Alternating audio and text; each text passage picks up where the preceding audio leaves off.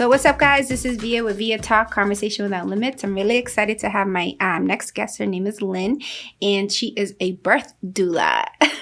So I think that's really cool, and that's one of the reasons why I wanted to have her on here. And I will let her introduce herself, and we're going to get right into it. Like, what is a birth doula, right? Maybe you guys don't know what it is. So go ahead, Lynn. Hi, y'all. This is Lynn Ho. I am with the Monarch Birth Keeper, and I go by a birth keeper and also known as a birth doula. Okay, so thank you for, saying that. So you want me to address you as the birth keeper? Sure. Yeah, not the birth doula. Yeah, okay. I'll share more about it. Yeah, of course, because this is your own journey. So, all right.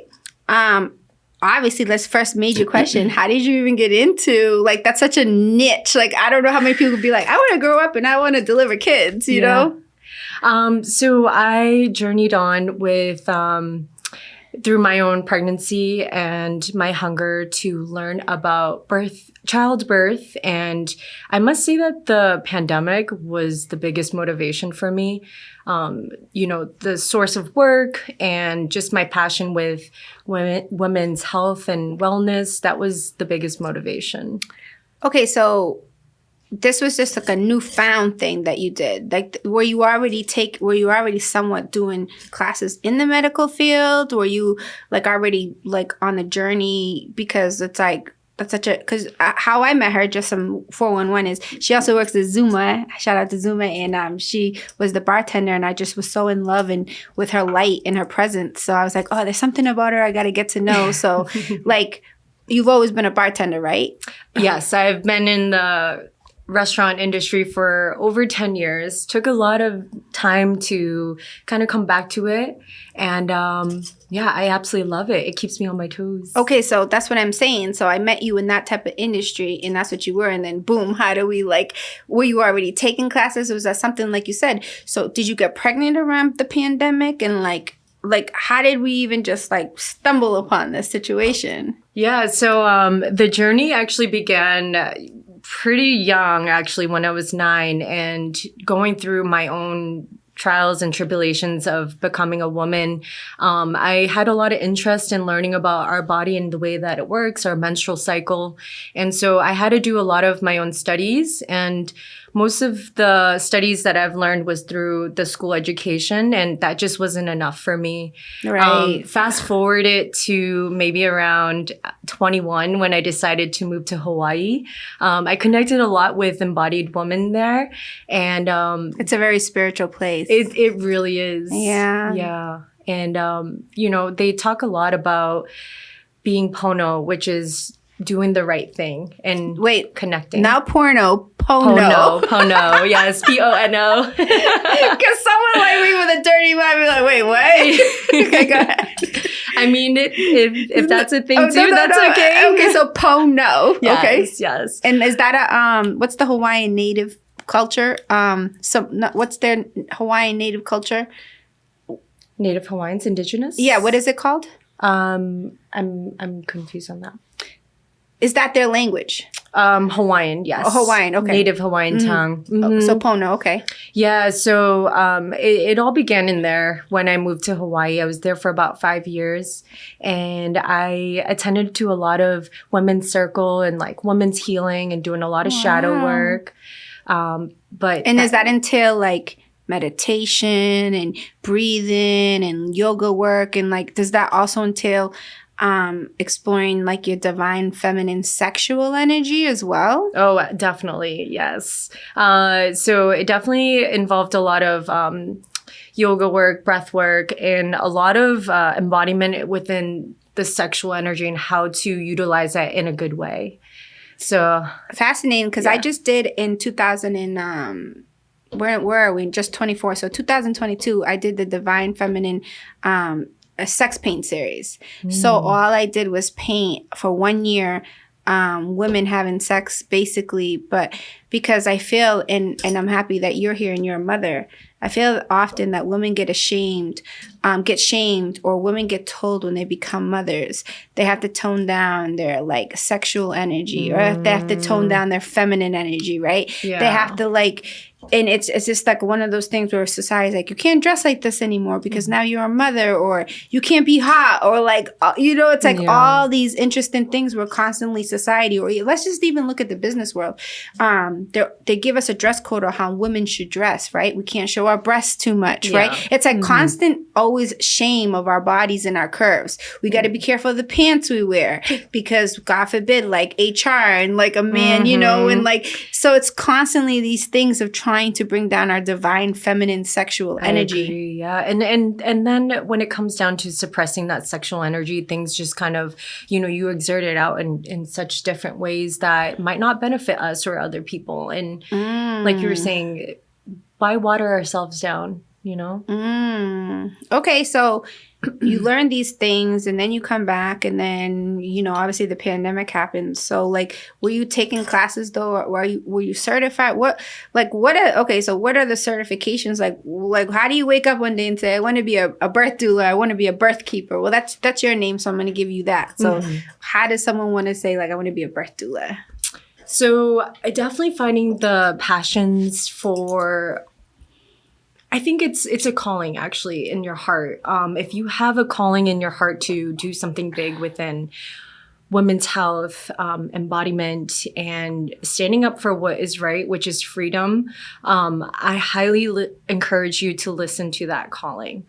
And whether it's through sexual abuse, just your hunger for learning, that is, lean into it. If you want to become a doula, the best way to do that is to Google's your friend. Okay. Google's your friend. And, there's a course that you actually take that is about a weekend long. And there's a requirement of maybe 20 hours. And it's a certification that you can actually branch out to a lot of different places.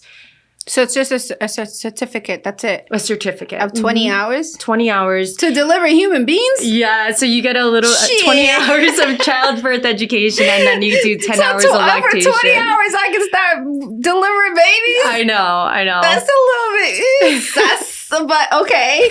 I mean, girl, childbirth can take up to a whole week, This is what I'm saying. Yeah. That's like insane. So I'm going to, real quick, so do you know the story on how your mother was born and how you were born?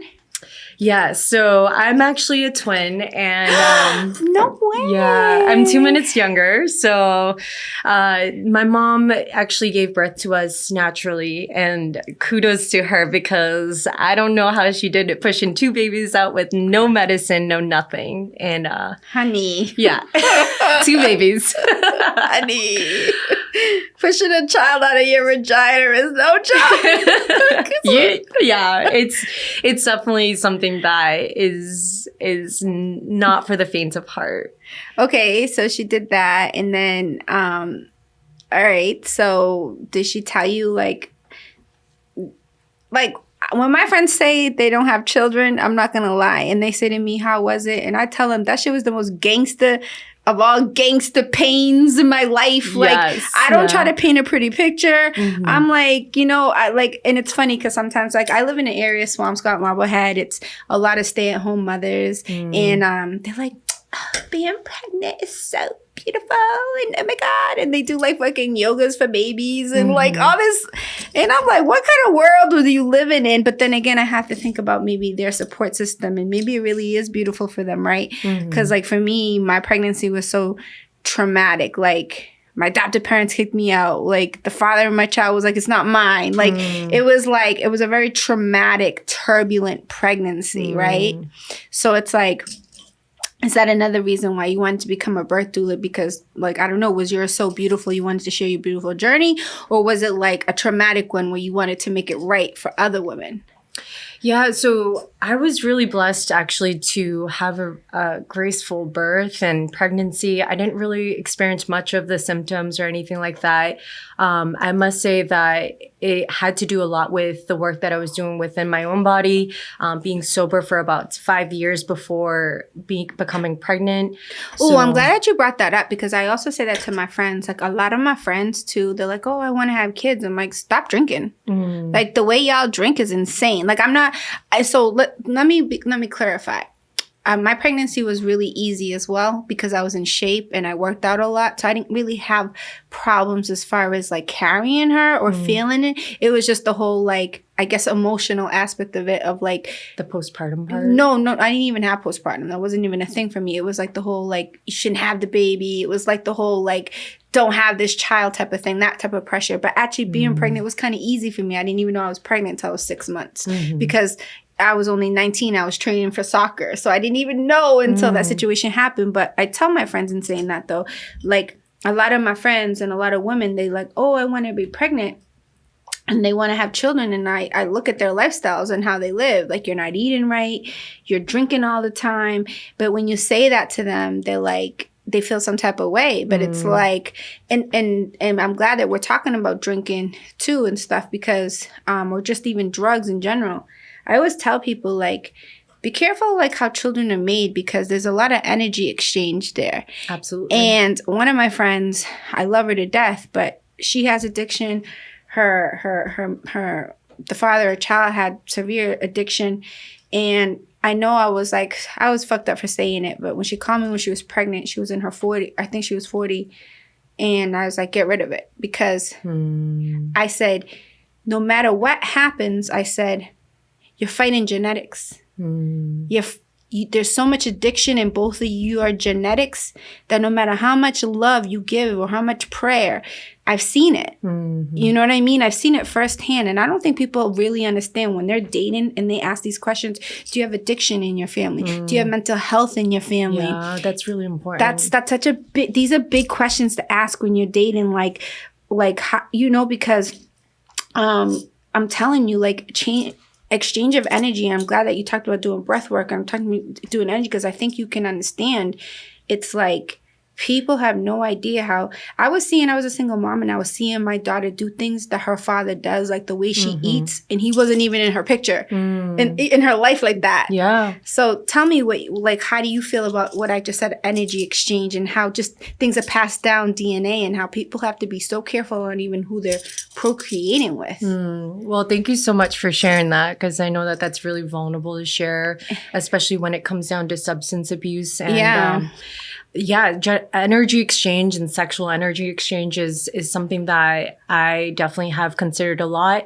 And even before meeting my partner, I was celibate for almost a year. Wow. And having these conversations about how our lifestyles are and what our values and our belief systems might be and how our family grows up and the unit and our dynamics, those are important.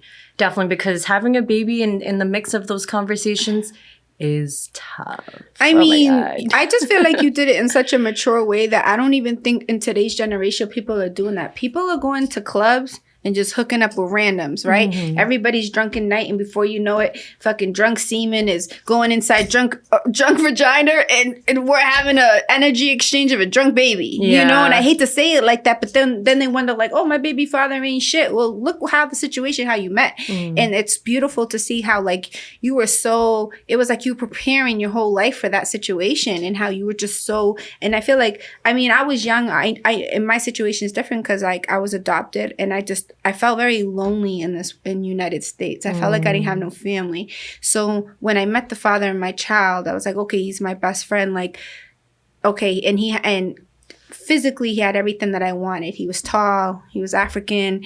He was, you know, like, and I'm like, because I didn't want a short Guatemalan baby. I was like, nah, we can't be passing down those type of genetics. I'm like, I need that tall shit, you know? So anyway, like, but I feel like today too, like, I have so many friends right now who are like in their mid-30s and 40s and they want to have kids, but they're just not having these type of they're not picking the right partners. And I keep telling people, like, listen, your child, you better love the father of your child because your child is going to share so much of this genetic of this person and the energy. And I just don't think they get it. Yeah, and sometimes children come into our lives to ground us. And I do believe that because, you know, even with my pregnancy, it was not planned. And I was la-di-dying in the ethers. Like, you know, I was really tapped into my spiritual work. And at this time of my life, at 29, God was just like, it's time to settle down, Lynn. Like, you gotta come back to this body. You gotta do something that's a lot more bigger than who you are as a person, but for the whole collective. So sometimes, pregnancies aren't planned, and I mean, think about what pregnancies are planned. Yeah. If that was the case, 99% of the human race wouldn't be here. Mm-hmm. And look at you now. Like, after having your daughter, it seems like you're getting yourself together as an entrepreneur, as a woman, and empowering others to do what their dreams and goals are. Yeah, I can honestly say, life. like you said, grounding. I always say to people, like, yes, I had my daughter young. And it was unconventional. And yeah, we were on welfare. Yeah, we struggled. It was some gangster shit what we went through. But I also feel like my daughter raised me. Because she was always like, she wanted more. I need this. I need that. I need new shoes. I need new clothes. I need this. Now I'm going to school and it's like, oh man, I got to keep working harder and harder. So in a sense, it was like, she always made me up my game. And so I'm sure that, that's what kids do, because I heard this quote out here in this world saying that, like, he said, I think I forgot who it was, but he said, I like being responsible for people because it gives me purpose. And think about when people say they don't want to have kids. There's nothing wrong with that. But if you don't have no responsibility, it's a very selfish kind of life living out here, because that's the whole point of human beings, is to procreate. Yeah, and is to procreate. And if not having your children is in your timeline, that's okay too. Yeah, of course. Okay, so tell us, like, I've never met I'm going to call you your birth keeper. What is a day in the life of being a birth keeper? So, like, I'm coming to you. First of all, how do I hire you? What do I do? And, like, what are your services throughout my pregnancy? And, like, give us the rundown. Yeah, so when you're in search of a doula, it's definitely something you want to consider with the type of person you're looking for, your needs and your partner's needs. Those are the different topics that I feel is important for you to know as a person, of what it is that your needs are for your family and what your support might look like around you. So if you're looking to hire a doula, definitely know those needs, and then find the person that you feel like will connect with you, because not every doula will be for you. So it's definitely important. Yeah, because that's a very intimate thing. Yeah, you're pretty much ass open and legs open. Yeah, and this honey, you're about to go in my whole vagina. I need to make sure I'm okay with this situation. Yeah, so it's very intimate. I highly encourage you to actually, if you're looking for someone that you're working with, look up matchdoula.net, and they will list all the doulas that are in your neighborhood, and feel them out. Trust your intuition and ask all the questions that you feel you need to know. This is my question, though. Like, so for instance, and we talked about this briefly prior to the show, I was born in a ditch. My biological mother literally delivered me in a ditch, not in a hospital, and my aunt caught me, right? So having a birth doula, does that mean instead of going into the hospital and pushing in delivery, does that mean that I'm like squatting? Does that mean that I'm delivering my child in a pool? Like, what is the difference between a birth doula and, say, I go into the hospital and the doctor's like, are these different type of pregnancies alternative things that you do? Is that what that is? So yeah, I'm actually glad you brought that up, because there are so many different avenues to giving birth. There are different ways, such as home birth. There's birth centers, then there's hospital birth, and then you can also free birth, which doesn't involve any medical attention at all, and that's you and your partner, or maybe just you and a support person. So would you be the support person as a birth doula? Yes, okay. I would be there to support. Personally, right now, I wouldn't feel comfortable to be at a free birth, but right now I currently work with at high-risk mothers in a hospital setting. And for me to be there, I, comfort you in different ways, such as like massage, physical touch, affirmations. I communicate with the medical team, and pretty much I'm your friend to communicate medical terms that you might not understand. Wow. Wow. So like, yeah, because I remember when I was pregnant, and I remember my mother's friend, she was like, I want to be your like birth coach or whatever, right? Mm-hmm. And I remember she came in, and another sidebar, my pelvic bone got broken. So I couldn't have epidural. So because they were scared that if I had epidural, I wouldn't feel the pain, and it would be totally, it was shattered. It wasn't totally broken. So they thought that if I had epidural, it would just totally split in half, right? So I remember she came in and she was like, I'm here now. I was like, if you don't shut the fuck up. I was so aggravated because I was in so much pain. You know what I mean? So, like, what's that like too, knowing you're trying to help somebody and they're probably yelling at you and screaming at you, right? Yeah. I mean, I definitely have been sworn at, yelled at, haven't been hit yet, but that's where advocating for myself is definitely important.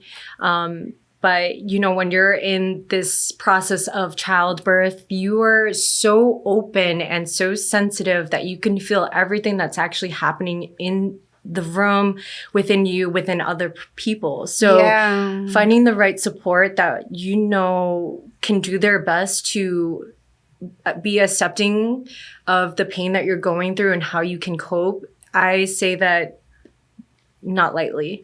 And as a support person, not taking things personal and being able to know that you're helping in a way that you're bringing in new life.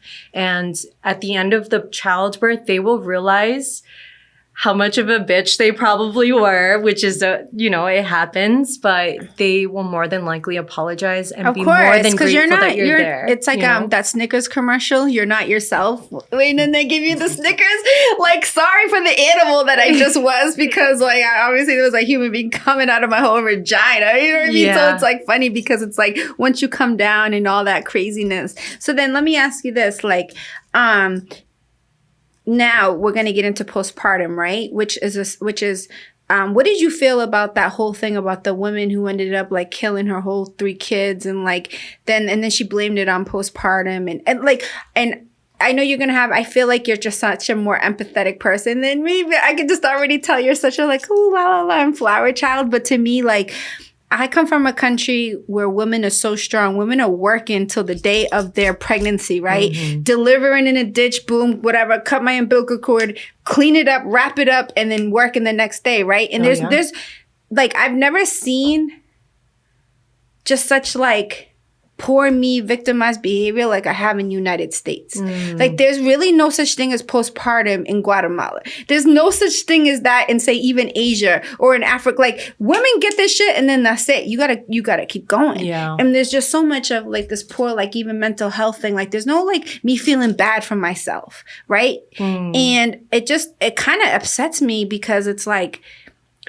I don't know what the hell. It's like women have been giving birth for the end of time. You don't think that women felt some type of way after they had children, and all of a sudden this whole postpartum thing, and it's like, oh, it's just really aggravating for me. It truly is, and it's not talked about much about postpartum because, you know, there's the fear of being labeled bipolar, depression, anxiety, and who wants to get labeled? But my question for you is, did you feel that you got the support that you needed, or were there any support when you were going through your first months of becoming a new mom? So no, I actually didn't. So my adopted mother, because I was adopted, she couldn't have children. So I didn't even have support throughout my pregnancy, meaning I couldn't ask her, hey, what's it like to feel a child inside of me? What can you tell me to guide me?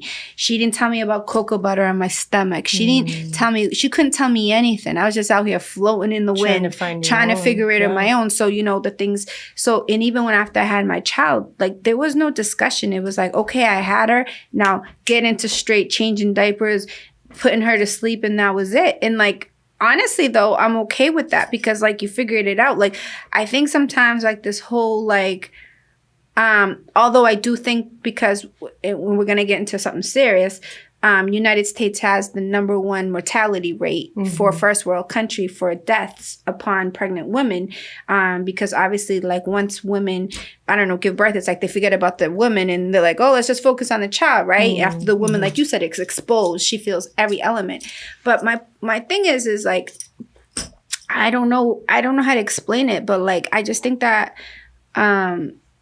I think women are just using this whole like postpartum excuse thing too much. Like, I don't know. It's just like, oh my God. And then I feel bad kind of for the husbands of the baby. It's like their excuse to be like poor me or bitchy. And it's like, get over yourself. Women have been doing this forever.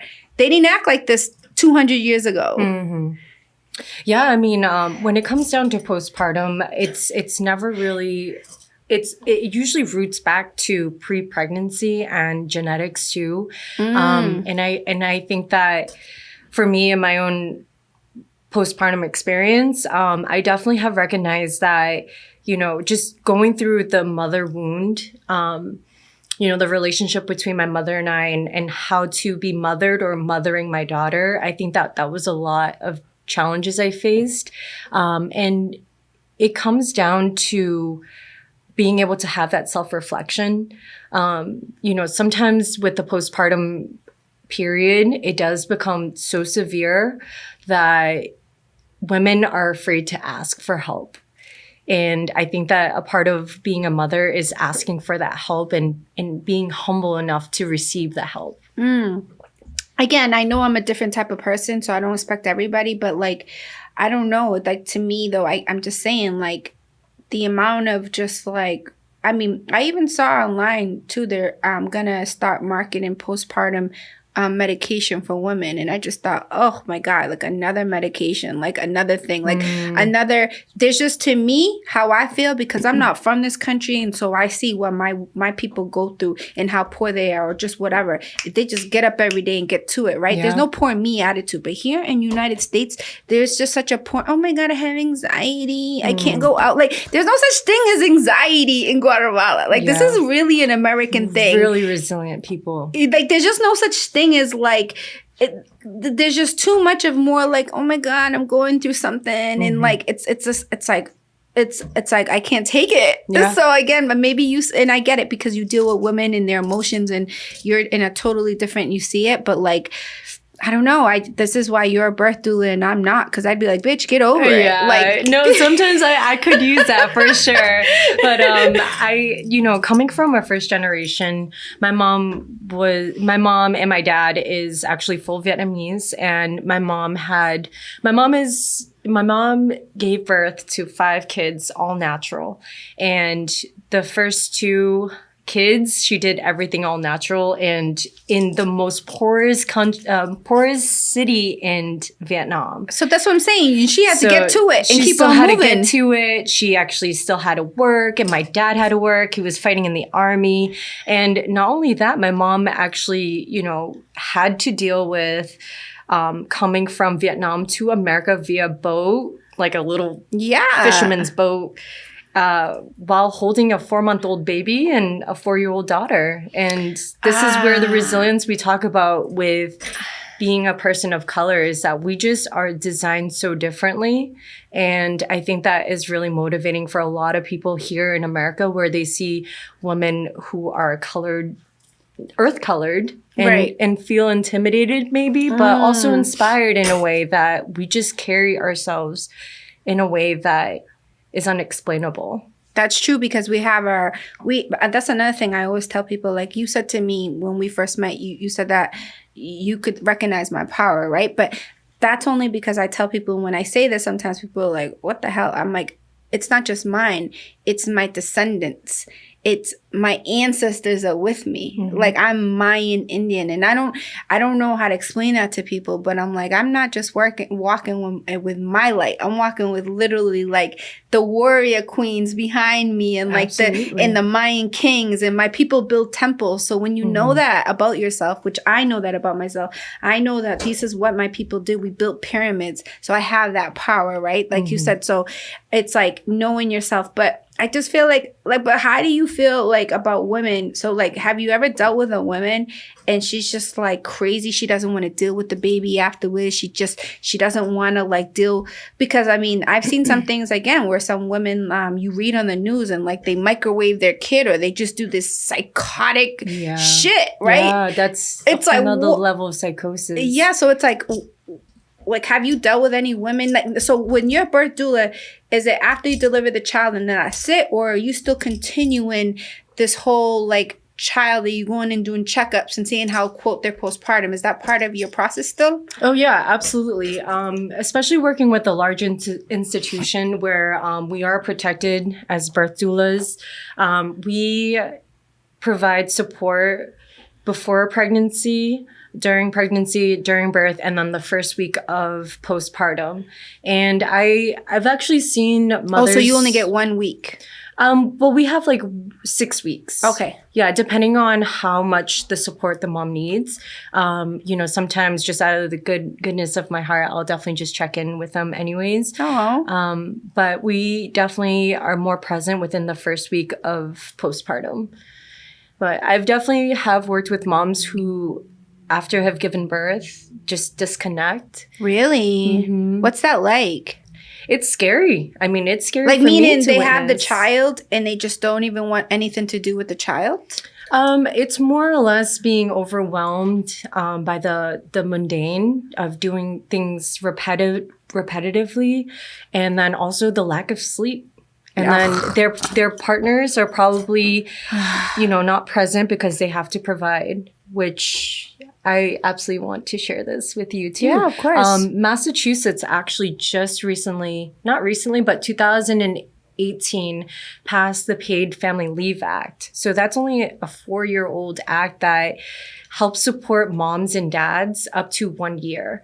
So you would apply for this application to get paid. And if you look at your pay stubs from any job, you can actually see it on the tax takeout part where it says certain amount of dollars, paid family leave. Wow. So claim that money if you're a brand new parent. Wow. Or you're money. planning on that. Wow. Yeah. You know what? That's information that I didn't know. Obviously, I haven't had another child, but honey, if I was going to, I'd be like, pay me for that year. Mm-hmm. Right. But so what you're saying is that now, do they go to like the MassGov website and say, okay, I'm going to have a child? And so the mother and the father both can get paid now and take a leave a year off. Yeah. So they can actually take up to 12 weeks. And then until... Justin, you hearing that? So when you have a child... Justin's like, I'm taking notes on all this. Yeah, I mean, it's amazing actually. Now, a lot of people are advocating for families to be supported, and especially during postpartum, it's hard. You're only getting 3 hours of sleep, 4 hours of sleep. Like, who functions like that as a human being? It's hard. I always tell everybody when I had my daughter, I don't think I slept. Girl, the sleep is something special after you have a child. I don't know what it is. It's like, I used to have to hold her and go up and down flight of stairs. Mm-hmm. This is why I lost all that weight too. Plus I was breastfeeding. I was blessed in a situation though where I did have her at 19, and then my adopted parents had kicked me out, and then I was in housing, and then I knew I was going in to go to college. So I got a scholarship too to play soccer. So I was able to I had her in January all the way to that August, September, before school started. I was home for 8 months. And I tell people all the time, like, obviously I'm not an advocate for welfare, but I don't know where I would be if I didn't have welfare at that time helping me, because like I was able to stay home. I was able to and just bond with my daughter for those whole like almost a year, right? Before I had to put her in daycare. Yeah. So like that is a very important thing too, because I feel like, I mean, it's better now in this country, but even in like, say, Guatemala or other parts, like, oh, you going back on the fields or you going to work, your kid's coming to work with you too. 1 or 2 days after birth, Yeah. So we're really blessed. And going on welfare, having support with EBT or WIC, SNAP, all that, it doesn't make you any less of a person. No, absolutely not. Not at that. Especially to get back on your feet. Especially single mothers. Like, again, like I didn't have the luxury of having the father of my child be in my life or having a rich, whatever family or anything like that. So it was like, yeah, welfare saved me and my daughter's life. But at the same time, I do agree too that like, we have to put some type of time limit on it. We have to put some time, and also a reward system. I know for me, I did some things that I shouldn't have done by any means necessary, some shady things, because if I got a regular job, they're going to take away my benefits. So I had to do what I had to do under the table, you know what I mean, to like get by. And it's like the system needs to be built better and reward. So if a single mother is going to school or taking classes or whatever, then she should still continue to get her benefits or whatever. You know, there should be it needs to be a better system because a lot of people are like, well, why go to work? I'm going to lose my stuff. And then I have to, it's just like, it doesn't make sense sometimes. Yeah. I agree with you on that. So, and speaking of system and welfare and things like that, in my past, because I'm from, you know, the North Shore area, Marblehead, Swampscott, having a birth doula was always an expensive thing.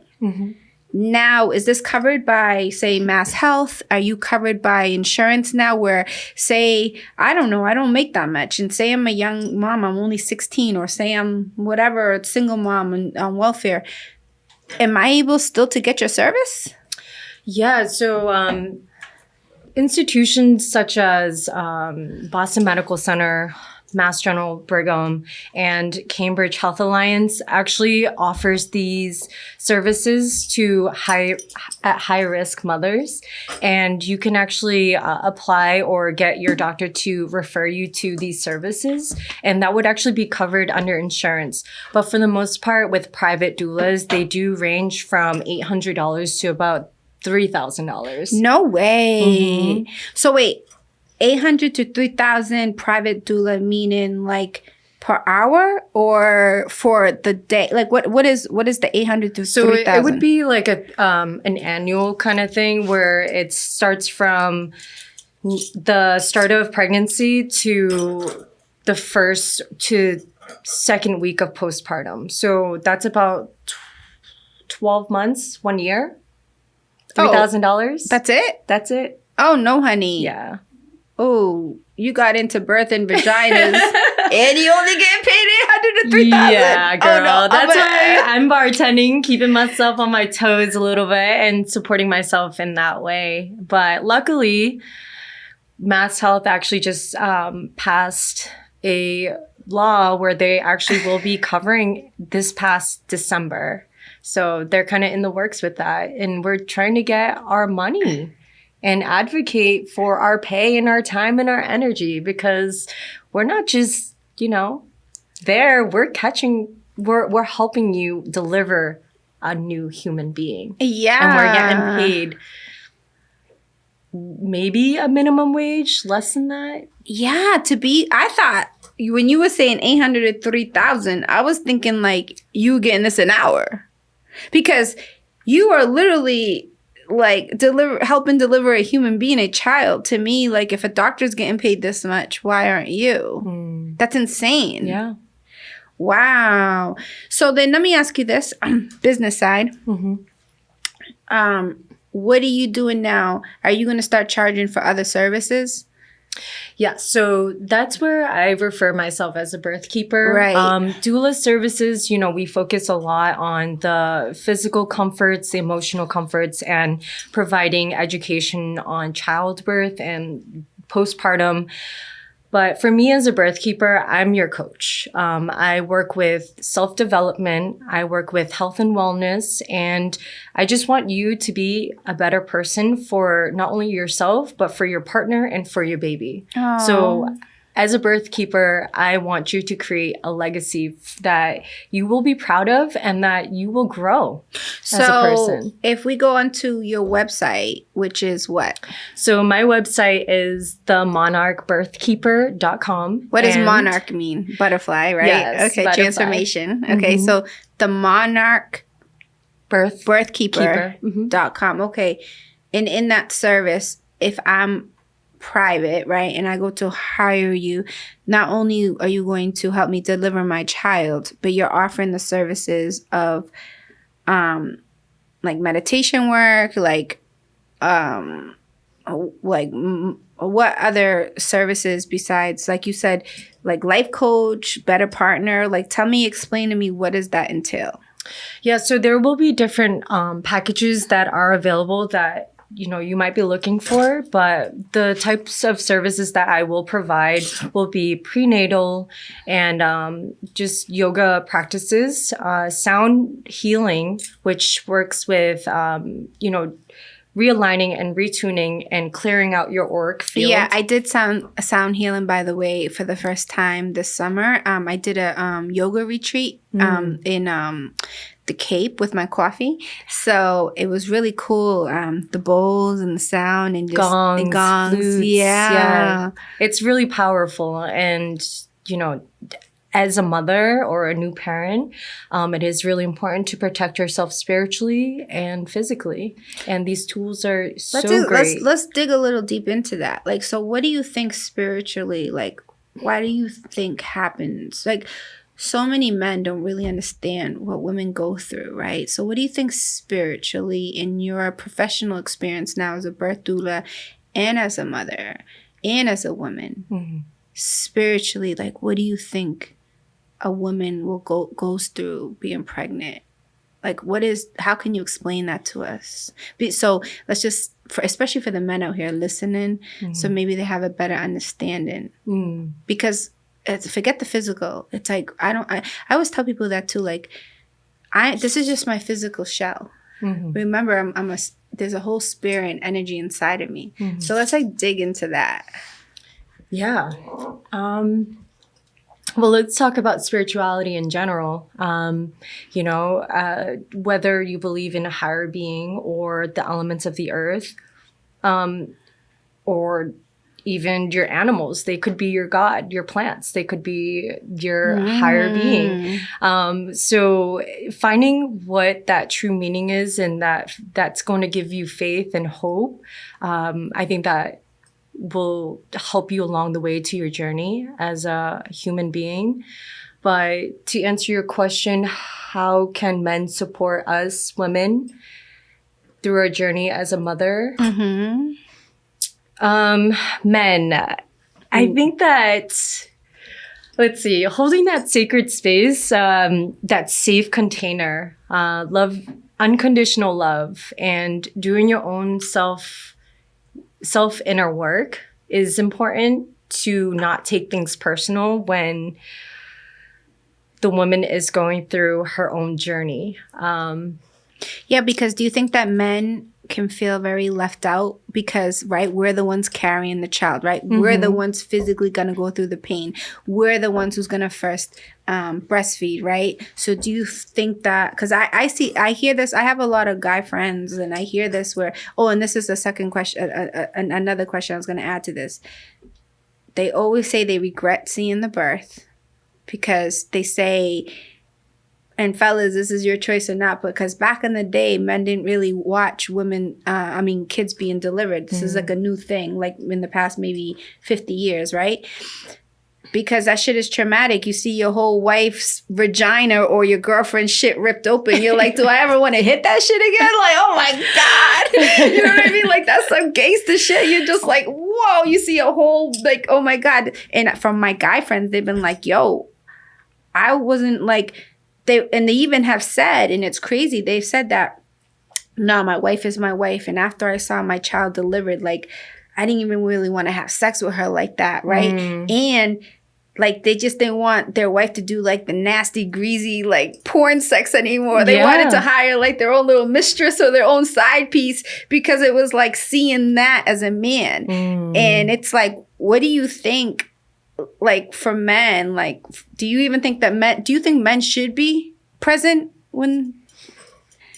Oh, absolutely. I mean, I can't speak for you men out there, but as a woman who loves her support from my husband and just the masculine that he is, I want him to witness what I go through because as a woman being pregnant and giving birth, nothing will ever destroy me ever again. The pain that I've felt will never equate to that. Ever. But as to have my partner there and present, yes, that means a lot to me. And I think that you might be even empowered by her in the way that her body changes. And yes, you might see a whole dang baby's head come out of her vagina. But luckily that muscle, that vagina is a muscle. And if, it's like an elastic. As long as she does the work, that thing will go right back to normal, like a virgin. And that's another thing. Oh my God, I'm glad you brought that up. Do you teach women how to like tighten up their vagina? Like, do you teach women about like right now? We should be. Sure, I'm squeezing my vagina. If that's your cup of tea and you want to learn, yes, I do have the tools for it, but I don't have the answers to everything. But I can share, with what my practices are, and if I don't have it, there are so many different resources, and I know a lot of women who practice the Kegels and the yoni eggs, and there's just so many different things. Let's talk about that. So for women that don't know or men that don't know, what are Kegels and what are yoni eggs? I mean, what do you know about that? I know Kegels is obviously like we talked about our muscle, our vagina. So you should at least, especially after having a child, you should always be like, anytime you're driving or anytime you can, just sitting there and you're just squeezing the muscle. So it makes you a better sexual partner too as well, ladies. So when a man is, entering, you're having sex with him and you can know how to squeeze it and let go, it's just going to help you better sexually as well. Yeah. So it's just having control of understanding your muscles, your body inside and out. I don't really know much about yoni eggs because I feel weird. And I feel weird about doing any of that crazy weird stuff like douching or putting things in me. I don't even have sex toys, to be honest with you, and no offense to anybody, but I just feel weird about batteries around my vagina or plastic things or like glass. I'm like, nah, if it's not the real thing, I'm like, I'm cool on that. I love my sex toys. Really? Yeah, that's like, okay, so I'm just like, I'm like, I don't know, it's just not really my vibe. But so what is a yoni egg? So a yoni egg is actually made out of precious gemstones. They could vary from different rocks that have been polished or even glass. But mostly I would actually encourage you to work with precious gemstones. And like you were saying, you don't like batteries. Wait, time out. Y'all hear that? My vagina got precious gemstones. I can't take this conversation right now. Honey, what are you doing? Oh, I just got a precious gemstone in my vagina. Wait, and I see you're wearing a precious gemstone on your neck, which is like quartz, right? Yes, rose quartz. Rose quartz for healing. So, like, if your vagina needs healing, you put a rose. You put a rose quartz up in that vagina, girl. And even as women, like we can work on ourselves and tighten our vaginas, but men, y'all need to learn how to love your way in a new way that she's gonna receive. Like you can't. I personally would say that I don't have sex the same way that I would prior to baby. And what does that mean? That's fascinating. Yeah, there's just a different... You have like more reserved sex? Oh, no, we would... She said, no, honey, no. I still love my sex, but, a different way of connecting. There's just our bodies more open, more sensitive, and learning with each other of what might work. And... it might take a little bit more time to ease into sex after birth. Right.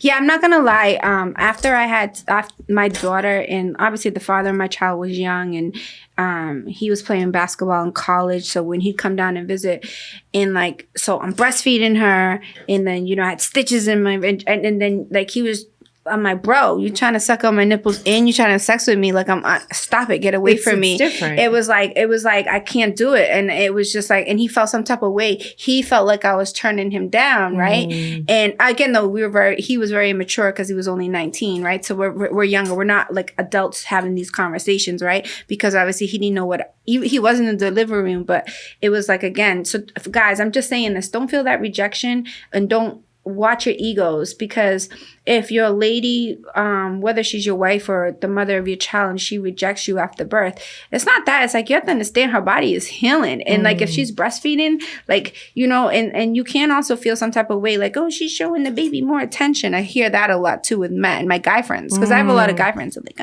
and it's like, yeah, guys, jump in there. Yeah.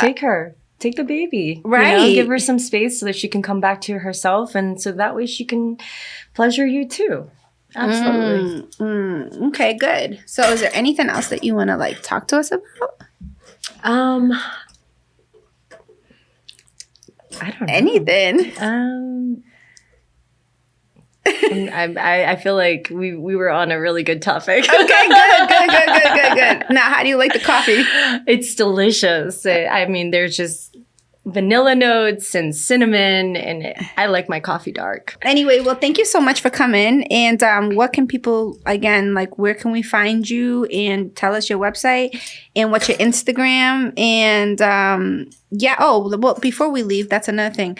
How do you market the situation? Because it's like you can't market like babies coming out of women's vaginas. So, like, how are you marketing this situation? Yeah, so because marketing is a big deal for people. So, I mean, obviously the show helps, right? Mm-hmm. But, like, how are you marketing being a birth doula? And do you see this being your lifelong commitment? Like, this is your career? So right now, I definitely see that this is a career path that I am passionate about, and I'm working actually towards a nurse certification to become a midwife. So maybe soon enough I will actually be catching your baby. Time out. Whoa. We didn't even touch on that. What is the difference between a birth doula and a midwife? So the difference between a birth doula and a midwife is that birth doulas, we provide non-medical care and mostly on the physical and emotional support and the educational part. A certified nurse midwife is a certification where you would actually go through the education of a nurse, and then you would branch out and do a certification for midwife.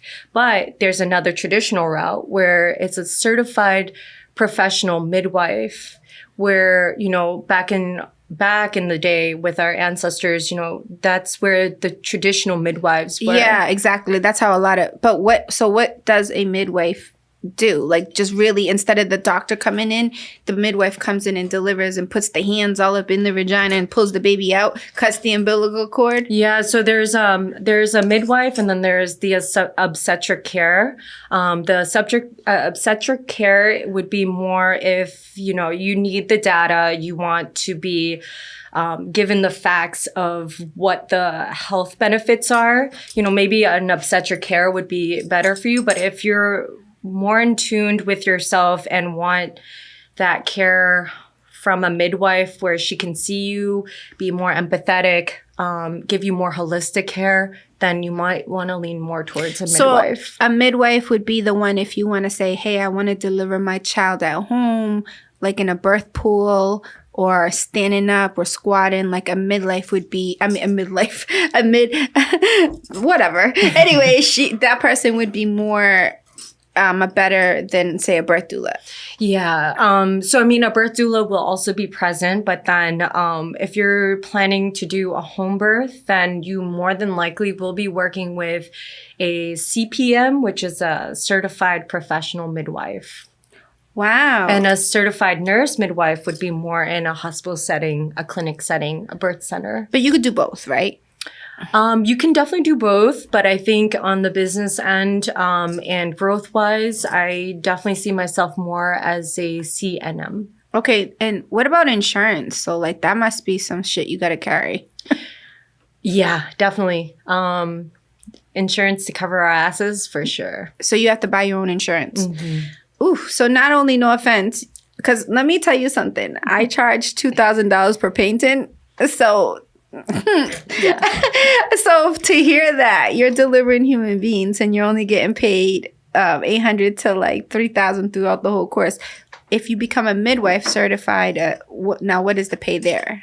So if you become a certified nurse midwife, I believe the pay could be from $35 to maybe $50 an hour. Oh, okay. So and now this is an hourly thing. An hourly thing. And then you're also getting benefits from institutions. And you're also getting a coverage that is protecting you under that big institution such as a hospital. Oh, okay. Mm-hmm. All right. Well, thank you so much for coming. Absolutely. So you can actually find all of my information on themonarchbirthkeeper.com, and same as my Twitter and Instagram and Facebook, The Monarch Birthkeeper. And if you're interested in any of the resources, I did make a section there, and you can find all the information such as the Paid Family Leave Act and any support resource that you might need. So. And how available or accessible are you if people reach out to you on social media? Is that okay for you, or are you like, no, reach out to me on email only? And yeah, how is it easy? Yeah, so definitely accessible to all of the platforms, but I'm more engaged in the Facebook and Instagram. Definitely email, and my services will be available in the summer of 2024, so be on the lookout for that. Okay, well, thank you so much.